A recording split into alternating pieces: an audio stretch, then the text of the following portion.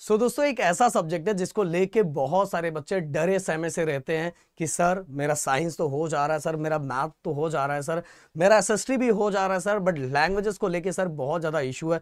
मैं पिछले कई सालों से बहुत मेहनत लगातार किए जा रहा हूँ, बट मेरा जो स्कोर है वो अप नहीं हो रहा है। मुझे 55, 60, 100 में से बस इतने ही स्कोर हो पा रहे हैं, उससे ज़्यादा मुझे मिलता ही नहीं है। तो सर क्या करूँ, कुछ समझ में नहीं आ रहा है। घर वालों को लग रहा है कि मैं लैंग्वेजेस पढ़ नहीं रहा हूँ, टीचर को लग रहा है कि मैं सही से कर नहीं रहा हूँ, और इन सभी चीज़ों के कारण मेरा confidence day by day languages को लेके पूरी तरह से कम होता जा रहा है।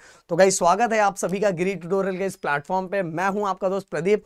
एंड गाइस एक चीज जरूर बोलना चाहूंगा कि वीडियो को लाइक जरूर करके जाना है। एंड गाइस कमेंट में जरूर मुझे बता के जाना कि हिंदी, इंग्लिश एंड मराठी ये तीनों में से सबसे डिफिकल्ट सब्जेक्ट आपको कौन सा लगता है, कि जिसके लिए मैं सेपरेट एक प्लानिंग लेके आऊं और सेपरेट सब्जेक्ट के बारे में बहुत सारी चीजें मैं आप लोगों को बताऊं, जिससे आपका बहुत ज्यादा हेल्प हो पाए। तो कमेंट में लिख के मुझे जरूर बताओ। नए हो तो प्लीज चैनल को सब्सक्राइब करके जरूर जाना, क्योंकि गाइस यही वो प्लेटफॉर्म है जो बोर्ड एग्जाम वाले सभी बच्चों के लिए हर सब्जेक्ट के लिए उस लेवल की मेहनत करता है कि जिस लेवल में बच्चों का यहां से लेवल यहां तक पहुंचा देता है। तो गाइस इसीलिए सब्सक्राइब करके जरूर जाना। अब देखो गाइस, लैंग्वेजेस 2 मंथ मैं बता रहा हूं। लैंग्वेजेस तो अगर आप करना चाहो ना, सही तरीके का कोई इंसान आपको मिल जाए ना, तो बोल रहा हूं बस 10 दिन के अंदर भी पूरे लैंग्वेजेस के सिलेबस को आप एक अच्छी तरीके से कंप्लीट कर सकते हो। मैं एक स्टोरी भी आप लोगों के साथ शेयर जरूर करना चाहूंगा। ये स्टोरी मैंने पहले भी बताई है, बट मैं आज भी जरूर बताना चाहूंगा कि मेरा एक स्टूडेंट था। हो सकता है आपके साथ भी ये चीजें होती हो, आपके भी पेरेंट्स को टीचर ये कंप्लेन करती हो। प्लीज मुझे बताना किसके साथ ये चीजें होती है। तो अगर ये चीजें होती है तो प्लीज उन पेरेंट्स को भी मेरा ये वीडियो जरूर दिखाना, जरूर बताना कि सर को भी ऑफलाइन का इतना साल हो चुका है और मैंने बहुत लोगों को इस तरह से चीजें सुनते हुए देखी है, और मैंने बहुत सारी चीजें बताने का भी ट्राई किया, बट जब रिजल्ट आता है ना, तब पेरेंट्स को लगता है कि हाँ यार मेरा बच्चा बिल्कुल सही था और एकदम सही, मतलब सही कर रहा था वो। तो वो स्टोरी मैं बताना चाहूंगा। एक पेरेंट्स थे हमारे पास, कंटिन्यू 9th स्टैंडर्ड में कंटिन्यू आते रहते थे कि सर मेरे बच्चे का हैंडराइटिंग बहुत खराब है, बहुत ज्यादा खराब है, टीचर बहुत उसको चिल्ला रहे, बहुत डांट रहे हैं, बोल रहे साइंस में बहुत अच्छा है, मैथ में बहुत अच्छा है, पर हैंडराइटिंग खराब होने की वजह से वो बच्चा ठीक से स्कोर नहीं कर पा रहा। प्लीज उसके हैंडराइटिंग को सही करो, हैंडराइटिंग को सही करो। और ये फिर पेरेंट्स मेरे पास आते थे, मेरे ऑफलाइन क्लास पे आते थे और मुझे ये बोलते थे। मैं हमेशा पेरेंट्स को समझाता था कि देखो बच्चे का जो हैंडराइटिंग है वो अब जैसा है वैसा ही रहने दो, क्योंकि अगर हम उस पर अब काम करने जाएंगे तो उसका स्पीड कम हो जाएगा, और जो लैंग्वेज का पेपर होता है वो ऑलरेडी बहुत बड़ा होता है और उसको 3 घंटे में भी पूरा कर पाना बहुत कम बच्चों के लिए, मतलब बहुत कम बच्चे ही रहते हैं कि जो पूरा का पूरा पेपर कर पाते हैं सिस्टमैटिक वे में।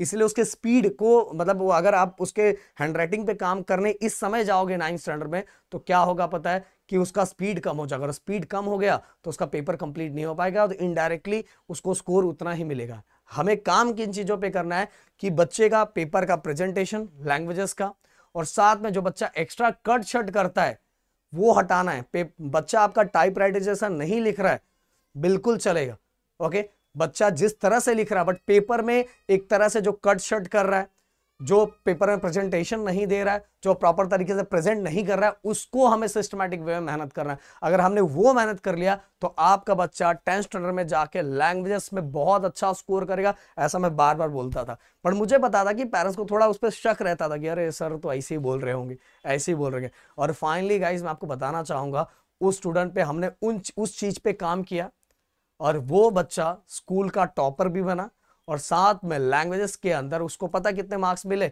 94 मार्क्स मिले थे। जिसके लिए पेरेंट्स, जिस सब्जेक्ट के लिए पेरेंट्स मेरे पास आते थे उसमें 94 मार्क्स मिले थे। और इसके बाद वही पेरेंट्स दौड़ के मेरे पास आए कि सर आपने सही बोला था। मैंने बोला देखो कुछ स्कूलों में कुछ रीजंस होते हैं।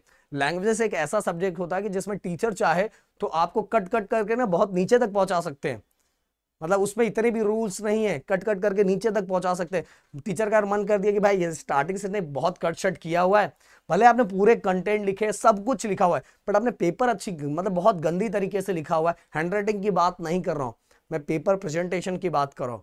पेपर प्रेजेंटेशन और एक हैंडराइटिंग अच्छा होना एक अलग, दोनों मैटर। मेरे भी हैंडराइटिंग इतनी अच्छी नहीं है, बट मैं पेपर का प्रेजेंटेशन बहुत अच्छा करता था। राहुल सर की भी हैंडराइटिंग इतनी अच्छी नहीं है, बट पेपर का प्रेजेंटेशन इतना अच्छा होता था कि जिसकी हैंडराइटिंग अच्छी थी तो उससे भी ज्यादा अच्छा पेपर हमारा लगता था। तो फाइनली उस पेरेंट्स को ट्रस्ट हुआ। और मैं बोल रहा हूँ स्कूलों में, मैं बोल रहा हूँ कि बहुत सारे जगहों पे 9th स्टैंडर्ड में पेपर को अगर बच्चा स्टार्टिंग में थोड़ा कट शट कर रहा है तो टीचर के दिमाग में बैठ जाता है और टीचर उसको स्टार्टिंग से हाफ हाफ हाफ हाफ एक एक मार्क्स उड़ाते जाते हैं और एक एक मार्क्स उड़ाते उड़ाते चले गए तो लास्ट में कैलकुलेशन में बहुत सारे मार्क्स उड़ जाते हैं। बहुत सारे बच्चे ऐसे भी होते हैं कि जिनको 9th स्टैंडर्ड तक कभी वो 55 या 60 के ऊपर नहीं गए, टोटल मिला के, मैं ओरल को टोटल मिला के बोल रहा हूँ, 55 to 60 के ऊपर भी नहीं गए, बट वो बच्चे ना पेपर का पूरा रिजल्ट आने के बाद बोर्ड एग्जाम में 90 के ऊपर जाते हैं।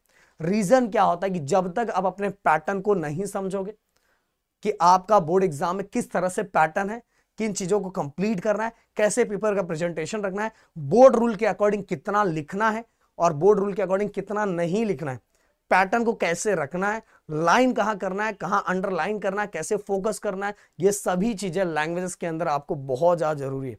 अगर इन चीजों पे आपने काम कर दिया दोस्त तो भाई बहुत अच्छा स्कोर कर लोगे। अब देखो वो पहले का टाइम गया जब पहले देखो मेरा जब सिलेबस था, राहुल सर का जब सिलेबस था और फिर इसके बाद ये आपके पेरेंट्स का सिलेबस था, उस टाइम क्या होता था पता है कि बुक्स के जो क्वेश्चंस होते थे वो क्वेश्चन जैसे हम साइंस के लर्न करते हैं, जैसे हम साइंस के एसएसटी के लर्न करते हैं, उसी तरह से लैंग्वेज के क्वेश्चन आंसर लर्न करने पड़ते थे और उनको सेम टू सेम हमें उतारना पड़ता। तीनों का, हिंदी इंग्लिश मराठी तीनों में ही ऐसा रहता था, तीनों में ऐसा रहता था और उस तरह से रट्टा मार के डायरेक्ट सेम टू सेम छाप देना पड़ता था। बट अब बिल्कुल चेंज हो चुका है पैटर्न। अब ऐसा हो चुका है जिनको अगर लैंग्वेजेस आता होगा वो बिना बुक को टच किए बिना बहुत अच्छा स्कोर कर सकते, बहुत अच्छा स्कोर कर सकते। इसलिए मैं पेरेंट्स को बार बार बोलता हूं कि बच्चे के लैंग्वेजेस को अगर इंप्रूव करना है, मार्क्स अच्छा स्कोर करवाना है तो पैटर्न के अकॉर्डिंग तैयारी करवाओ। पैटर्न के अकॉर्डिंग तैयारी करवाओगे तो आपका बच्चा बहुत आगे इसके अंदर निकल जाएगा। तो हमें क्या क्या करना चाहिए? सबसे पहली बात तो गाइस मैं बताना चाहूंगा कि हमें एक प्रॉपर प्लानिंग कर लेनी चाहिए कि लैंग्वेजेस को हमें किस तरह से आगे बढ़ना है और हमारा मतलब हमारा प्रॉब्लम क्या है। हमें वर्ड्स नहीं याद हो रहे हैं, हमें नए नए वर्ड्स हमारे दिमाग में नहीं हो रहा, मैसअप हो जा रहा है, सब ये हिंदी में इंग्लिश हो जा रहा है, इंग्लिश में मराठी हो जा रहा है, मराठी के अंदर हिंदी हो जा रहा है, इस तरह से मैसअप कर दे रहे हैं हम लोग, ये हो रहा है। ये प्रॉब्लम को आपको एनालाइज करना पड़ेगा। अगर ये प्रॉब्लम है तो मैं आप सभी को एक सजेशन दूंगा कि आप लोग 10th स्टैंडर्ड में मार्केट में कॉम्पोजिशन बुक मिलता है, ओके, तीनों ले लो और डेली शाम को 15 to 20 मिनट रीड करने की हैबिट डालो, जिससे आपको नए नए शब्द, नए नए वर्ड आपके दिमाग में आएंगे और नए नए शब्द, नए नए वर्ड आएंगे तो इन वर्ड्स का जब यूज करोगे ना तो देखो पेपर और एग्जाम्स के अंदर जब आप लिख रहे हो लैंग्वेजेस को तो लैंग्वेजेस में याद रखा करो, जब चीजों को लिखते हो तो अगर आपको कोई डिफिकल्ट वर्ड लिखने ही नहीं आ रहा है तो उसको मत लिखो, वहां सिंपल वर्ड यूज करो, सिंपल शब्द। जैसे अगर इंग्लिश मीडियम का कोई बच्चा है तो उसका मराठी और हिंदी लोअर लेवल का होता है और लोअर लेवल पे ही चेक होता है, तो अगर उसकी थोड़ी बहुत मिस्टेक है तो भी इसको इग्नोर कर दिया जाता है, इसे दिमाग में रखो। अगर मराठी मीडियम का बच्चा है तो उसका English and Hindi lower level पे चेक किया जाता है, हिंदी मीडियम का बच्चा है तो उसका इंग्लिश एंड मराठी के लोअर लेवल पे चेक किया जाता है। तो ये चीजें, इन चीजों का फायदा हमें उठाना है गाइस, इसलिए बोल रहा हूं नए नए शब्द सीखो। जो नए शब्द आपको बहुत सिंपल लग रहे वही शब्द का यूज करो। लिखने से पहले सोच लो कि आपको लिखना क्या है और वो शब्द आपको लिखने आता है कि नहीं आता है, वो सोच समझ के तब लिखना स्टार्ट करो। बहुत सारे बच्चों को मैं देखता हूं कि उनका टारगेट रहता है कि 5 मार्क्स आया, 5 मार्क्स का अगर ऐसे आया, निबंध आया तो मुझे इतना सा लिखना है, बस वो इतना सा एक पेज भरना है। और एक पेज भरना है मतलब कुछ भी भरना, उनको भी नहीं पता कि उन्होंने क्या भरा है। हमने हमारी फीलिंग कुछ और एक्सप्रेस की, टीचर को कुछ और समझ में आ रहा है। ऐसा बिल्कुल नहीं कर रहा। मैंने बोला कि वो सोचो कि आप जो शब्द बना पा रहे हो, वो शब्द जो लिख रहे हो वो बिल्कुल सही है, नहीं है तो कुछ और शब्द वहां लिखो, बट बिल्कुल सही लिखो। कट शट, और कुछ गलती भी हो जाती है तो कट मत करो। टीचर के पास इतना टाइम नहीं होता कि पूरे पेपर को ना आपका एक एक लाइन पढ़ के रीड करके आपके पेपर को चेक करें, ऐसा कुछ नहीं होता गाइस। वही तो तरीका जो कट शट करते हो ना, वो इंडिकेशन देके जाते हो आप कि मैं यहाँ गड़बड़ कर रहा हूँ, तो टीचर ऑलरेडी पढ़े भी नहीं, वहां 1 मार्क्स उड़ा देती है। समझ में आ रहा था? ये सभी चीजों पे अपने को काम करना है इन 2 मंथ के अंदर। आपको पैटर्न फोकस करना है। पैटर्न के बारे में तो मैं बताऊंगा धीरे धीरे, बहुत सारे वीडियोस आने वाले अपने यूट्यूब चैनल पे। जो ग्रामर के जो वीडियो है, राइटिंग स्किल के वीडियो, सबसे ज्यादा आपको उसी पे काम करना है। पैराग्राफ का तो हमारा बस 2 वीडियो आएगा ना, वो 2 वीडियो को आप देख लोगे ना, बस आपका काम खत्म, काम पूरी तरह से खत्म। Writing skill and grammar, okay, appreciation, स्थूल वाचन, वो सब पे हम देख लेंगे, बट जो चीजों मैंने पहले बोला उस पर सबसे ज्यादा फोकस करो। हैंड राइटिंग मैंने बोला टाइपराइटर जैसा नहीं है, चलेगा, पर हैंड राइटिंग को आपको नीट और क्लीन रखना है। कट शट जो करने की हैबिट है उसको हटाना। बट ये कैसे होगा सर? इन 2 मंथ के अंदर आपको ये प्रैक्टिस करना है कि डेली 15 मिनट्स, मैंने बोला कि 15 मिनट्स आपको कॉम्पोजिशन बुक रीड करने की हैबिट डालनी है। और डेली आपको हफ्ते में, डेली नहीं, हफ्ते में एक दिन आपको एक पेपर लिखने की हैबिट डालनी है। जिससे क्या होगा कि आपको पता चलेगा कि आप 3 घंटे बैठ पा रहे हो कि नहीं बैठ पा रहे हो। या तो पेपर आपको सॉल्यूशन भी सामने रखो, सॉल्यूशन देख के लिखो, पर वो लिखो गाइस, लिखना स्टार्ट करो, जिससे आपको पता चलेगा कि आप देख के भी लिख रहे हो तो बहुत सारी चीजें किस तरह से आप पेपर में लिख रहे हो, आप 3 घंटा बैठ पा रहे हो कि नहीं बैठ पा रहे हो, कि आप सोचो आपके सामने आंसर है फिर भी नहीं लिख रहे हो, जिससे आप खुद को एनालाइज कर पाओगे। और एटलीस्ट अगर एक पेपर आप स्टार्टिंग के 2 हफ्ते आपने पेपर देख के लिखा, फिर इसके बाद 1 हफ्ते बिना देखे लिखना स्टार्ट करो।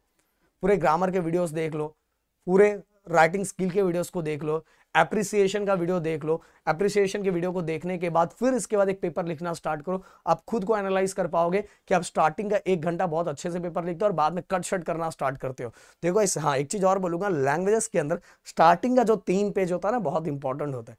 3 पेज का अगर आपने प्रेजेंटेशन अच्छा रखा तो टीचर का पेन फिर ऐसे ऐसे चलता, नहीं तो फिर ऐसे ऐसे चलता है। समझ में आया?